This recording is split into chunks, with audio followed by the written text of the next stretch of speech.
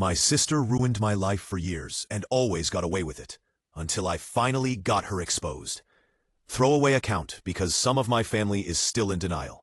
I, 28, male, have a sister, 32, female. Let's call her Sabrina, who's been a nightmare for as long as I can remember. Growing up, she was manipulative, controlling, and terrifyingly good at lying. Like Oscar-worthy performances, the kind of lies that would make our parents cry, scream, ground me for weeks, all because she knew exactly what buttons to push to get everyone to believe her. She'd break stuff, blame it on me, and cry until my dad threw out my video games. She'd unalive my hamster and convince my mom it was an accident, that I'd left the cage open. She got into my school email at 16, sent threatening messages to a teacher, then blamed it on me. I almost got expelled. But she always had a way out. Always. The golden child. She's just sensitive. You must have provoked her. Why can't you two just get along? No one listened to me. As we got older, things got worse. At 19, I moved out. Sabrina got into debt and convinced my parents I should help her. She's just going through a rough time. I gave her $3,000. Never saw it again. She mocked me for being so gullible. At 24, she showed up at my job, lied to my boss that I was stealing office supplies and reselling them. I got investigated. I almost lost my job. HR cleared me, but it tanked my reputation. My parents? Why would she do that? Are you sure you're not just being dramatic? She even started rumors that I was emotionally abusive to an ex. I got ghosted by friends who believed her without question. The final straw? She stole my identity, opened a credit card in my name, racked up $9,000 in charges on crap like spa days, crystals, and some MLM garbage. I confronted her. She laughed in my face, told me, "You'll never do anything about it. You never have." And she was right, until then. Part 2, how my sociopathic sister tried to lie her way out and still got burned. So after I gathered all my evidence, the fraudulent credit card, the text messages, the recorded phone calls, I met with a lawyer. I explained everything. He was skeptical at first. These cases don't always go anywhere. But then I played the recording. Her voice, clear as day. "You're not gonna do shit. You never do. Even if you tell them, Mom and Dad will just say you're overreacting, like always. Who do you think they'll believe?" It was chilling. My lawyer's face changed completely. "We're filing charges. Let me make a few calls." The legal steps I took, and how she tried to weasel out. 1. Police report and evidence file. We filed a detailed police report, attaching screenshots of the bank statements, emails, texts, and the audio recording.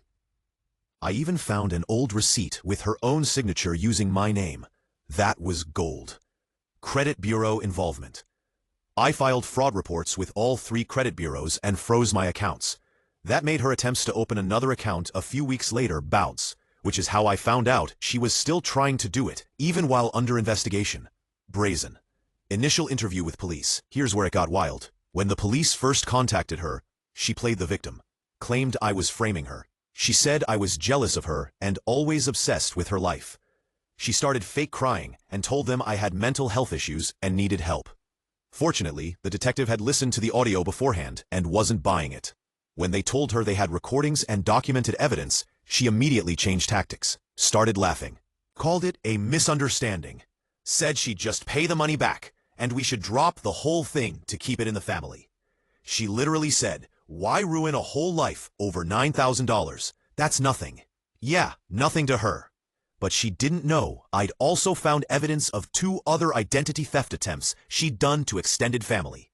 One of my cousins had weird credit activity and never figured out why. Now we knew. 4. The arrest. Once it escalated to multiple counts, they got a warrant. The day they showed up at her apartment to arrest her, she actually live-streamed it. I kid you not. She tried to spin it like she was being attacked by corrupt men and posted a story on Instagram about how toxic masculinity ruins families. The comments were full of sympathy at first, until one of her former best friends, who she'd also burned, dropped screenshots of the fraud. And the audio. It went viral in our hometown. Sabrina deleted her social media within hours. Court drama. She pled not guilty at first. Tried to argue that I gave her verbal permission to use my identity. Said it was a brother-sister agreement.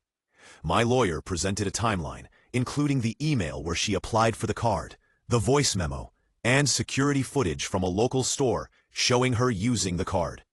The judge didn't even blink when the verdict came in, guilty on all counts. She just sat there. No tears, no screaming, just stone-faced.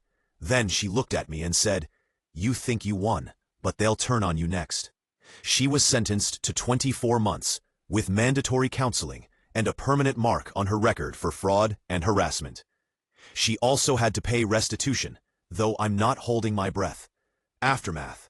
My parents still say I went too far, that family should stick together.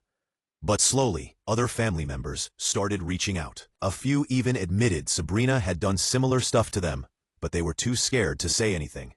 Turns out, I wasn't the only one. I was just the first to push back hard enough.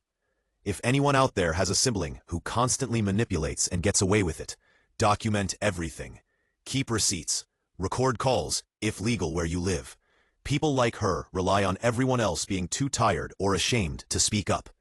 Expose them with facts, not feelings. And never forget, being related to someone doesn't mean you owe them your sanity.